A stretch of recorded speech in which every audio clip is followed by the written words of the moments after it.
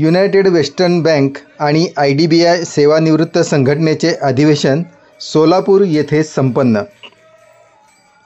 बदल हा जीवनाचा स्थायी भाव आहे. सर्वच क्षेत्रात याचा परिणाम दिसतो. त्याच अनुषंगानं आपण आपले आचरण ठेवावे असे उद्गार सोलापूर येथील प्रसिद्ध पंचांगकर्ते श्री मोहनजी दाते यांनी युनायटेड वेस्टर्न बँकेच्या सेवानिवृत्त संघटनेच्या अधिवेशनात काढले.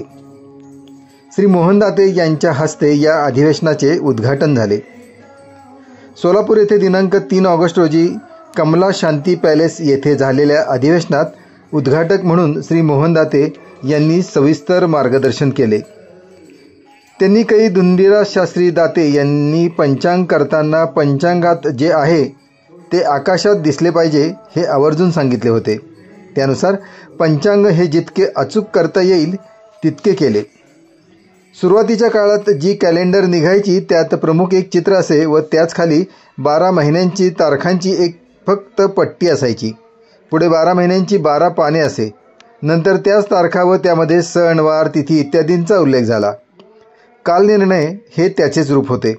तथापि जीवनात येणाऱ्या अनेक प्रसंगात निर्णय घेत असताना सल्ला घेण्याची वेळ येत असते. त्याबाबत पंचांगात विस्तृत अशी माहिती आम्ही अनेक वेदाचार्य ऋषीमुनी यांच्याबरोबर चर्चा करून त्याचा अत्यंत शास्त्रशुद्ध निर्णय समाविष्ट केले.